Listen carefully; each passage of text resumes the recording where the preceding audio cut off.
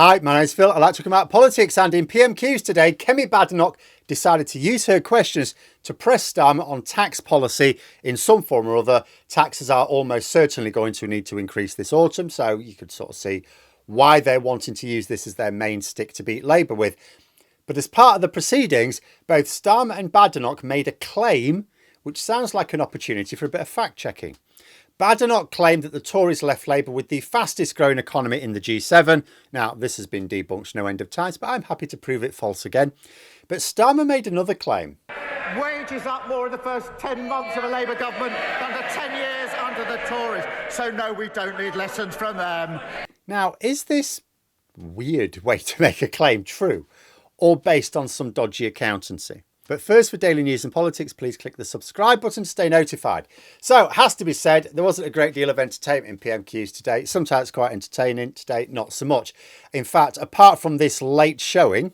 Thank you, Mr. Speaker. Following a week of internal conflict, the Prime Minister should be well prepared if he wants to join me this weekend at the Tewkesbury Medieval Festival, which includes Europe's largest reenactment. Mr. Speaker, what an invitation. I'm grateful for the invite to join the medieval festival, but if I wanted to see a load of people stuck in the past and fighting each other, I'd probably go to the next meeting of the Shadow Cabinet. Which came right at the end. Pretty dry affair. So this is an opportunity to do some maths then to inject some fun into it. Don't at me. But anyway, two main claims from the exchange between the PM and Leader of the Opposition. First, Badenoch claimed to have left the fastest growing economy in the G7. We left him the fastest growing economy in the G7. Now, there are various ways of doing this, but surely the fairest is to say, look, what was the size of each of those 7 economies in 2019 and the size of those economies in 2024, and then compare them. That covers the span of the last Parliament. The value in the table are in trillions of US dollars. Now, using this measure, which is the most flattering to the UK. There are measures I could have used which would have made us look much worse off. I've gone as if I were a Tory trying to use real data, right? So you can see actually it doesn't look bad at all. It beats most other countries in the G7, but it is still well short of the United States. So it cannot be said that the UK had the fastest growing economy in the G7. Mind you, as the UK more than most in terms of inflation was hit in terms of the cost of living, the economy as felt by ordinary people was not as impressive. And this is why the Tories and Labour, when it comes to it, will only get so far with discussing the economy in GDP terms. What people care about is the value of the pound in their pockets. That's the economy to them. How much can they buy? Not something on a graph in the Financial Times. Labour at least seemed to grasp this last year when Keir Starmer, also in PMQ, said that they are going to judge their economic performance based on how people are feeling at the next election, which is just as well, because the people will certainly be judging it based on that.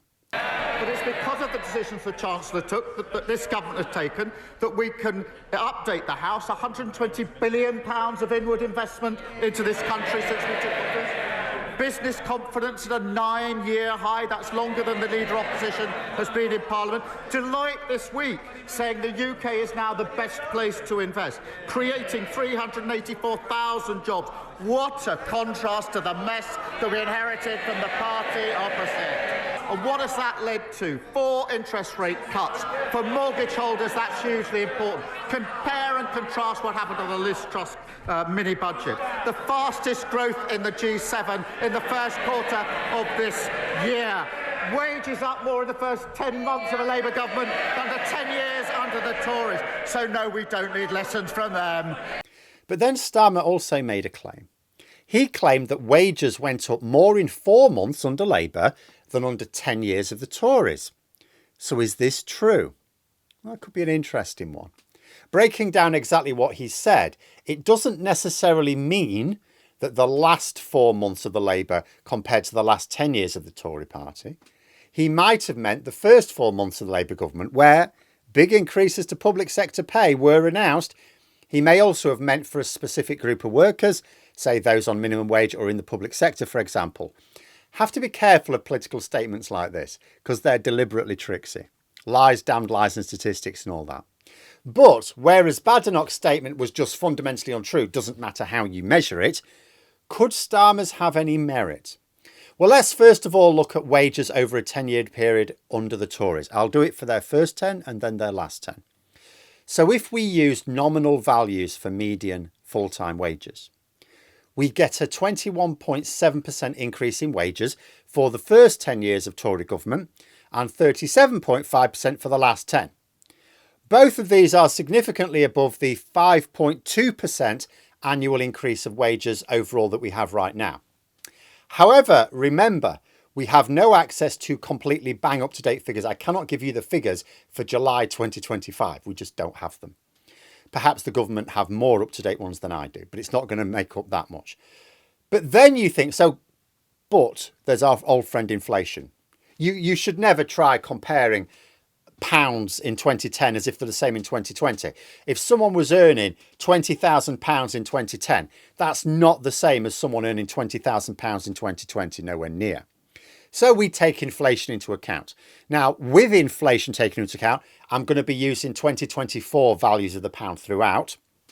Wage growth in the Tories' first 10 years was 0.05%. Now, I normally do these things to one decimal place, but that was 0. So I had to change my spreadsheet to produce 2 decimal places to get it to register anything at all. Given that inflation is currently running a month a value of significantly less than 1% and about 3% of the year, the real terms wage increase is over 2% for the last year. So the first year of Labour government, wage increases have gone up by over 2%, which means much more than if he'd picked a particularly useful 4-month period. So if Starmer is comparing wage growth during either the last 4 months or the first 4 months of his government, it definitely beats that first 10 years worth of wage growth under the Tories, because that was basically 0. So yes, statistically, he can definitely make the argument when you take inflation into account, as you always should. But how does it compare with the last 10 years of the Tory government? Well, from 2014 to 2024, there was a 2.7% increase in wages in real terms, using CPI inflation to be clear. So could Starmer beat this? Well, if he picked the first 4 months of his government, when he raised public sector pay by like 5 to 6% for most and like 22% for junior doctors. So given the very low levels of inflation last summer, Labour could probably claim something like a 4% at least increase in at least public sector pay across that 4-month period. So you could make a statistical case here and back it up in a way Badenoch just can't do with her G7 statement at all. In fact, with Badenoch even trying to claim, but we left the UK as the fastest growing economy in the G7. So if she's going to do that, she cannot complain about the economy under Labour, because this won't last, by the way. But the latest figures actually show the UK is right now the fastest growing in the G7 without any fiddles. So anyway, what's the verdict? If you're selective, Labour can pick a 4-month period where they produced a higher boost to wages than the Tories managed in a full 10-year period, but you'd have to be selective. However, the real way of looking at this is, will Labour produce a bigger boost to wages during this full Parliament than the Tories did during their full Parliament? And in a word, yes, easily. The last Parliament, 2029 to 2024, saw wages actually fall in real terms. So although over their last 10 years, they registered real terms wage growth, all the wage growth was during the pre-Brexit years. The extreme Tory Brexit crushed both wages and tax revenues, which is why they had to raise taxes so high just to tread water. Wages fell by 0.7% in real terms over the last Parliament. Wages are already up by at least 2 percentage points in real terms in the last year alone. Given that Labour are not only boosting the minimum wage and public sector pay by above inflation amounts, but that their workers' rights legislation will help in the private sector as well in time, I think we can be fairly certain that at the end of this Parliament, Labour's real terms growth of wages will blow the Tory record away. So was Starmer's weird way of putting this, that there was more growth in 4 months than 10 years under the Tories, correct? You can make a statistically true argument if selective with data, but is the more relevant point about Labour delivering way better wage growth than the Tories true? Yeah, no question about it. Doesn't actually matter how you measure it. The Tories could be as selective as they like with the data. Pick any period of time under their government an equivalent period of time under Labour, Labour's going to blow them away. After all, this is Labour's thing. The Tories do not even try to compete on this measure.